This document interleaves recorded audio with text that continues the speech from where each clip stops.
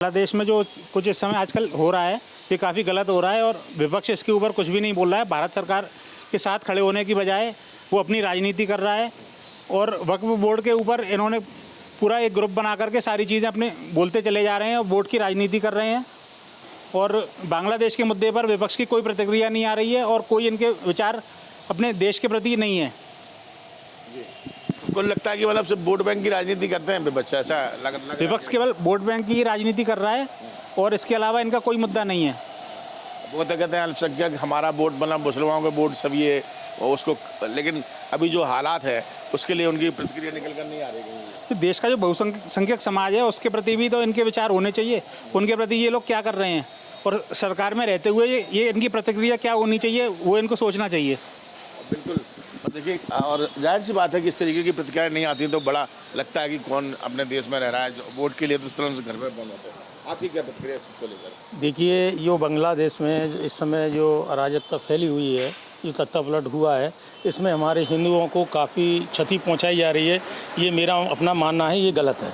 और इसमें हमारे देश की सरकार साथ में विपक्ष को साथ मिलकर इसको ऐसा कोई ठोस कदम उठाना चाहिए जिसमें हमारे हिंदू सुरक्षित रहें और आगे भविष्य के लिए भी बहुत सुरक्षित रहें। और इसके लिए वक्फ बोर्ड के लिए मैं कहना चाहूँगा कि इसमें कल मैंने न्यूज़ देख रहा था, उसमें जेपीसी के लिए जो है उन्होंने कर दिया है, कमेटी भी गठित करी है। जो भी फैसला होगा वो तो निर्णय आ जाएगा सामने जेपीसी के लिए। नहीं तो आप विपक्ष के बारे में नहीं कहेंगे कि इस समय उन्हें बोलना चाहिए नहीं बोलना चाहिए? आपका विपक्ष को साथ देना चाहिए, बिल्कुल साथ देना चाहिए। विपक्ष को मजबूती के साथ खड़े होना चाहिए सरकार के साथ। वैसे तो छोटे छोटे मुद्दे तनाव में हाँ, छोटे छोटे मुद्दों के लिए आपस में लड़ते हैं और आए दिन जो है मैंने लोकसभा की कार्रवाई देखता हूँ, लोकसभा में आए दिन छोटे छोटे ज्वलंत मुद्दों को उसने तू में चेक करते हैं। इनसे कुछ नहीं है। जो हमारा इस समय जो बांग्लादेश का जो हमारे पड़ोसी देश का जो हमारे हिंदू वहाँ परेशान हैं, उसके लिए विपक्ष को सरकार का साथ देना होकर आवाज़ उठानी चाहिए, तभी कुछ हो सकता है हिंदुओं के लिए। सर आप बता दीजिए क्या लगता है इन सब चीज़ों को देखकर? जो मेरा उद्देश्य तो सबसे बड़ा ये है कि जब हम भारत में रहते हैं, हमारे भारत का कोई भी व्यक्ति विदेशों में रह रहा है, यदि उसके खिलाफ़ कोई भी अत्याचार होता है तो उसके खिलाफ़ समस्त भारतवर्ष के समस्त नागरिकों का दायित्व है कि वो उसके खिलाफ़ आवाज़ उठाए। और हम केवल अपने आप को देखते हैं कि हमारे ऐसा हो रहा है, हमारे ऐसा ना हो, हमारे ऐसा ना हो। क्या हमने कभी सोचा है पाकिस्तान में हमारे साथ क्या हो रहा है? क्या अफ़गानिस्तान में क्या हो रहा है? क्या अभी जो लेटेस्ट जो बांग्लादेश जिसे हम बड़ा विश्वास करते थे, जो कि हमारा बंगाल आधा बांग्लादेश से भरा हुआ है, हम मित्र देश का प्रधानमंत्री वहाँ से भगा दिया, अफ़गानिस्तान का भगा दिया, पाकिस्तान। तो ये हो क्या रहा है?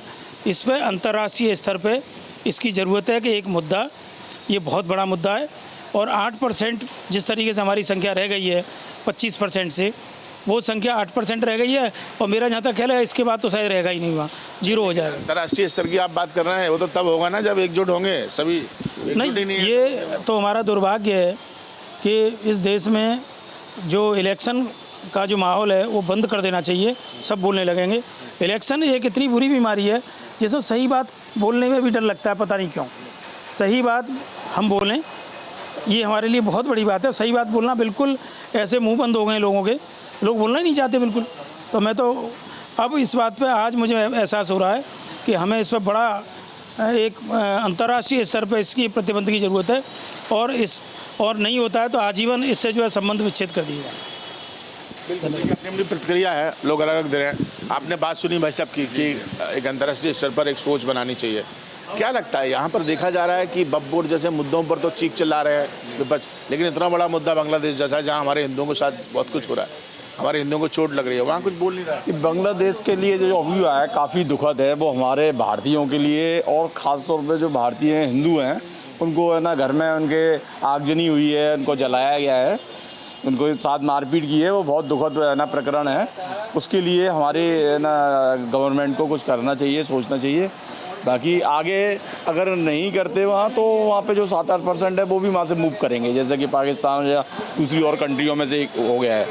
और दूसरा उसके से सबक लेते हुए इंडिया में भी कुछ ऐसा कुछ करना चाहिए जो यहाँ पे भी धीरे धीरे ये चीज़ें एक्टिव होती जा रही हैं। जैसे कि कुछ स्टेट हैं वहाँ पे ना हमारी जो है ना हम जो हिंदू लोग हैं वो ना उसमें डाउन जाते जा रहे हैं और दूसरे लोग नहीं, तो इसमें तो एकजुट सबको होना चाहिए मेरे हिसाब से। तो अच्छा क्योंकि जो राजनीति है वो उसका जो गंदी राजनीति है ना, ये विपक्ष दूसरी चीज़ों में तो अल्लाह करता है लेकिन इन चीज़ों में बिल्कुल चुप रहता है। ऐसे मुद्दों पर तो राजनीति नहीं देखनी चाहिए ना, वोट नहीं देखना चाहिए, ऐसे मुद्दों पर देखना चाहिए इंसानियत की ऐसे बात। मुद्दों पर सबको एकजुट होना चाहिए और इसमें एक चीज़ होनी चाहिए कि जो भी है वो हमारा पहले भारतीय है, तो उसके लिए राजनीति में अपने जो आपने मतभेद भुला के एकजुट होना चाहिए। ये भारत का पहला कदम तो ये है कि भारत एक सनातन हिंदू राष्ट्र बनने की ओर चल रहा है। मोदी जी बहुत अच्छा कार्य कर रहे हैं इस समय, लेकिन मोदी जी के साथ सभी दलों को साथ मिलकर इस जो बांग्लादेश में चल रहा है इस पर अपनी प्रतिक्रिया जाहिर करके इस पर मुद्दा उठाना चाहिए। वक्फ बोर्ड के चीखने चिल्लाने से, जिस तरह से लोकसभा के अंदर लोग चीखते चिल्लाते हैं, मतलब इस तरह का माहौल पैदा कर दिया है कि लोग अपनी बात कह ही नहीं पाते हैं। जो सही बात बोलने जाते हैं उनको रोक दिया जाता है। तो जो हिंदुओं पर अत्याचार हो रहा है, और भारत में देखिए भारत कितना अच्छा देश है हमारा कि बांग्लादेश की प्रधानमंत्री उन्होंने भागकर हमारे यहाँ शरण लिए, भारत ने उनको भी शरण दी है। तो ये बड़ा गंभीर मुद्दा है।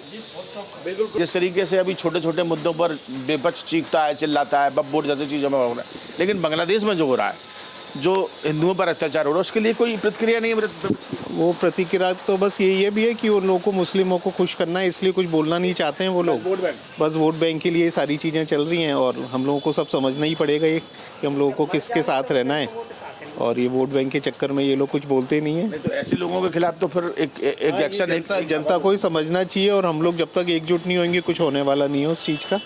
तो इसमें तो हम लोगों को सबको सोचना पड़ेगा, रिव्यू करना पड़ेगा। बांग्लादेश के हालातों के बारे में क्या कहेंगे आप? क्या क्या लगता है? भैया उधर तो ये होना ही था, जो मुस्लिम कंट्रीज़ हैं सभी जगह ऐसा हो रहा है भैया। वो लोग तो एक दूसरे के लिए ही नहीं है, जब तो हिंदुओं के लिए क्या करेंगे? वो तो सब खराब ही है चीज़ें भैया।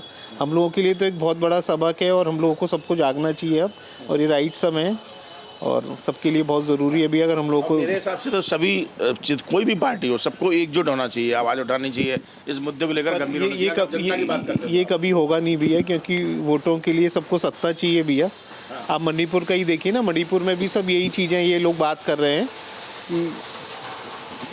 मणिपुर में भी ये लोग बात कर रहे हैं कि साहब इस तरह से सारी चीज़ें, उधर भी यही चीज़ें जो कुकी और मितई वाला मैटर है, वहाँ भी यही सब चीज़ चल रहा है। क्रिश्चियन वोट बैंक को उधर उनको अपीस करना है, इसलिए वो कुछ बोल नहीं रहे। तो यही सारा मैटर है, तो हम सबको जागने का समय है। आवाज़ तो उठानी पड़ेगी, जनता की आवाज़ है तो वो बिल्कुल उठानी पड़ेगी, जनता जवाब देगी। बिल्कुल बिल्कुल देगी भैया। चलिए, कुछ और युवा भी जुड़ गए हैं।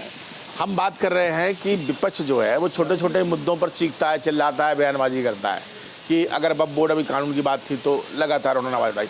लेकिन बांग्लादेश में जो हमारे साथ हो रहा है, हिंदुओं के साथ जो हो रहा है, मारपीट हो रही है, मंदिर तोड़े जा रहे हैं, बलात्कार हो रहा है, वहाँ पर विपक्ष आवाज़ क्यों नहीं उठा रहा?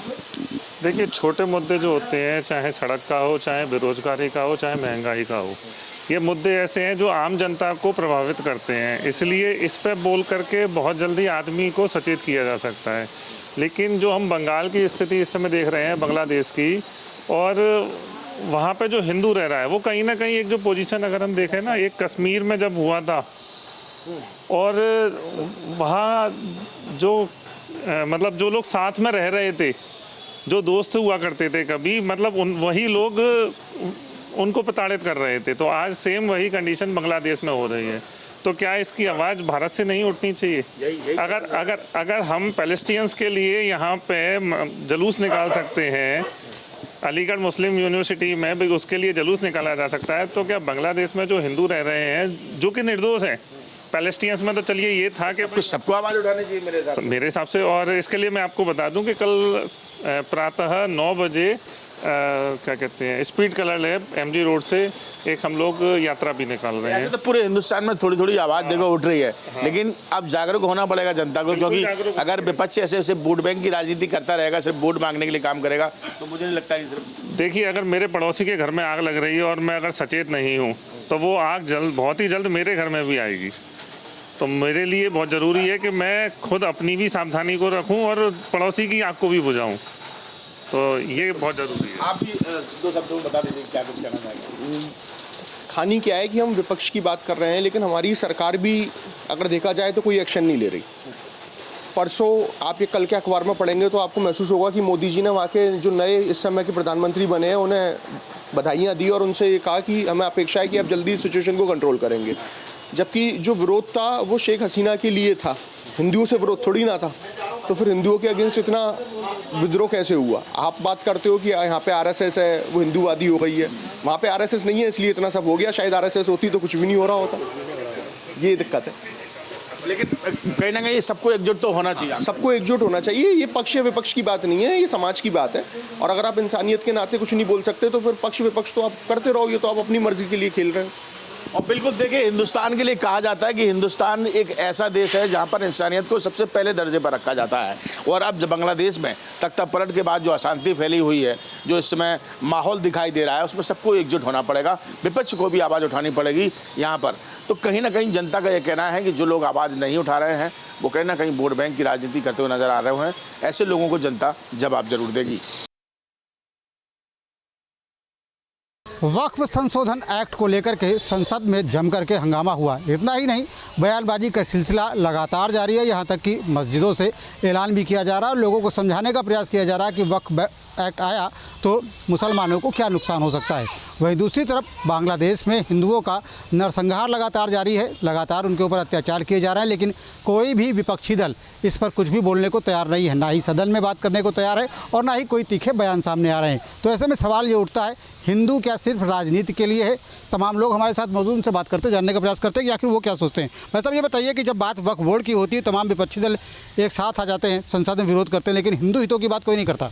ये ज़रूर करना चाहिए, हिंदुत्वों की ज़रूर बात करना चाहिए। वक्फ बोर्ड में यह जो नियम लाया गया है, उसको देश की संपत्ति उसको देश में रहनी चाहिए, उसको वक्फ बोर्ड के अंदर नहीं रहनी चाहिए। वक्फ बोर्ड में होनी चाहिए, केंद्र सरकार उसको उसकी देखरेख करे, देखरेख करनी चाहिए। ऐसा ये बताइए, जिस तरीके से बांग्लादेश में लगातार हिंदुओं पर हिंदू हिंसा का शिकार हो रहे हैं, ऐसे में क्यों चुप है राहुल गांधी, क्यों चुप है अखिलेश? नहीं, देश की सरकार को भी एक कड़े तरीके से मुद्दा उठाना चाहिए और देश के जो भी विपक्षी दल हैं उनको सबको एक एकजुटता के साथ अपनी बात कहनी चाहिए और उसका विरोध करना चाहिए।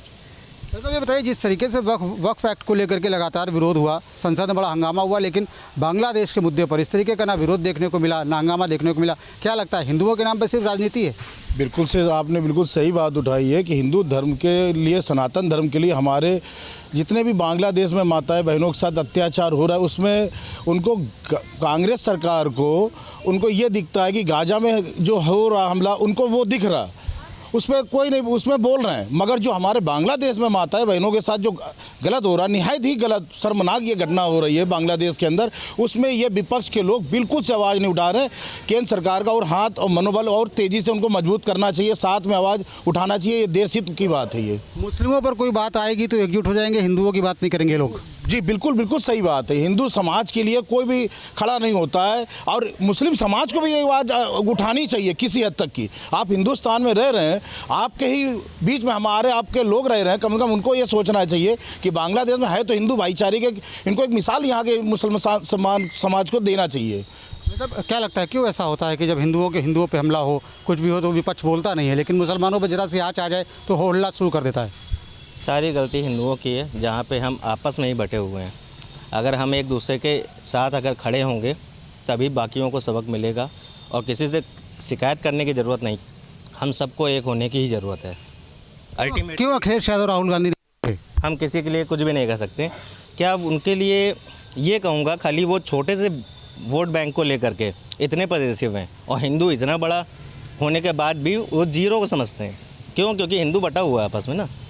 हम सिर्फ अपने से अभी शिकायत करेंगे, दूसरों को सलाह नहीं देंगे। सियासी ताकत नहीं भैया, अपनी हर चीज़ पे जो भी चीज़ जायज़ नाजायज़ है उसका सही फैसला एक होने के बाद ही होगा। चीज़ों को समझने की ज़रूरत है। तो क्या लगता है आपको, ऐसा क्यों है देश में कि विपक्ष जब भी क्या कहते बात होती है मुसलमान हितों की तो एकजुट हो जाते हैं, लेकिन हिंदुओं के लिए बात नहीं करते? आज बड़ा शर्म के विषय है कि हमारी कांग्रेस के जो ये बैठे हुए विपक्षी दल, जैसे कि सलमान खुर्शीद, इनका बयान आ रहा कि ये यहाँ भी हो सकता है जो बांग्लादेश में घटित हुआ। और बहुत शर्म की बात है कि ये लोग, इनके ऊपर कोई कार्रवाई केंद्र सरकार नहीं कर रही है। आज हम लोग का विषय आया तो आज हमारा संघ परिवार वहाँ पे चिंता कर रहा है, मनन कर रहा है, देख रहा है कि जो ये हो रहा है उसके पीछे हम क्या कर सकते हैं। एक संदेश भी भेजा गया है, सरकार भी तब जागी हमारी वहाँ पे कोशिश कर रही किसी तरह हमारे ऊपर अत्याचार कम हो। कल जैसे कि उनका गठन हुआ उनकी सरकार का, अनौपचारिक रूप से, और देखा जा रहा है कि मतलब कितना मतलब हम इनके लिए कर सकते हैं। मोदी जी ने प्रयास किया कि हो सकता है।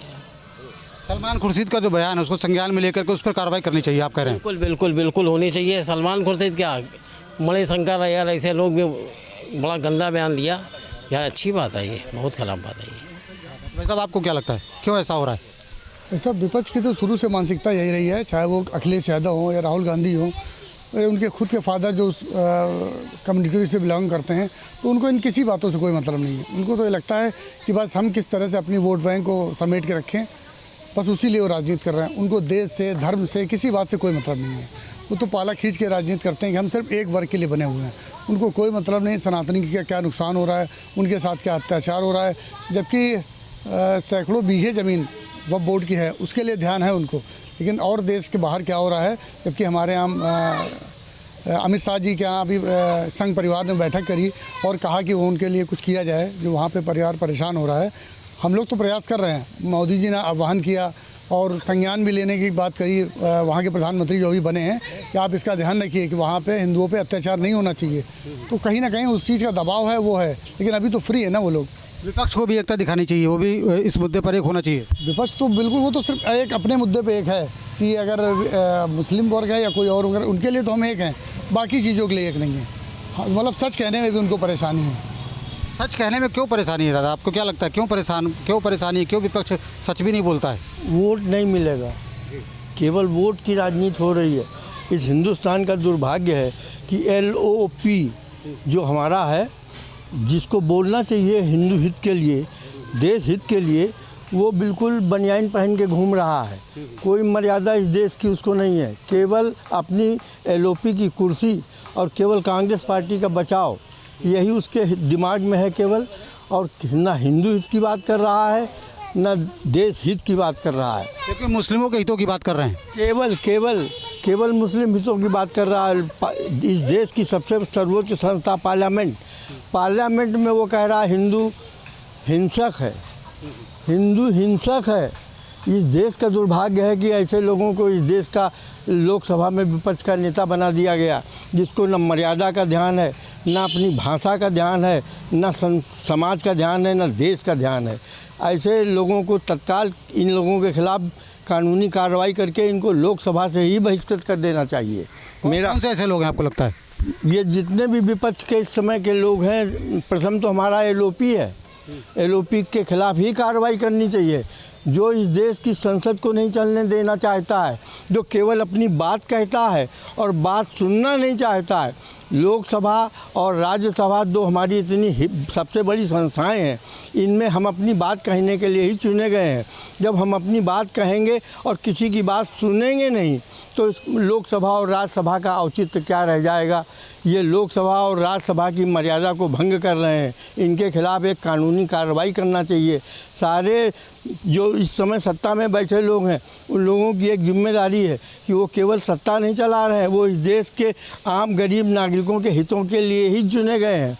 वो नहीं हो पा रहा है, क्योंकि आप कहना चाहते हैं और सुनना नहीं चाहते हैं। कहिए भी और सुनिए भी, और फिर जो समाज तय करे कि ये होना चाहिए, यही सबसे ज़्यादा उचित मैं समझता हूँ। आपको भी लगता है कि ये लोग कहना तो चाहते हैं, अपनी बात कहते हैं जरूर, लेकिन सुनना नहीं चाहते और ना ही हिंदू हितों की बात करना चाहते हैं?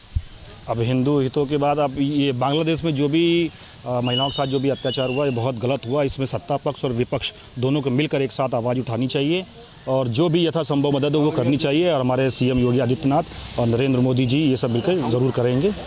वहाँ के लिए बहुत दुख है हम लोग। जब मुस्लिमों के हितों पर कोई भी अत्याचार होता है तो विपक्ष एकजुट हो जाता है। सर, इन लोगों का वोट बैंक है, इनका जो बैकग्राउंड है वो भी कहीं ना कहीं मुस्लिमों से अटैच हुआ है, तो इसीलिए ये लोग जो है उसमें नहीं करते। बाकी वोट बैंक की राजनीति है सर, लेकिन अपना जो है हिंदू तो सर बढ़ रहा है आगे। और नरेंद्र मोदी जी ने बताइए, इस बार जो है अयोध्या में जो भी राम मंदिर जो बनवाया है वो कोई बनवा ना पाया आज तक सरकार, लेकिन नरेंद्र मोदी जी ने वो कार्य किया है। तो बांग्लादेश में जो भी हो, वो सत्ता और विपक्ष दोनों को मिलकर एक साथ करना चाहिए, आवाज़ उठानी चाहिए।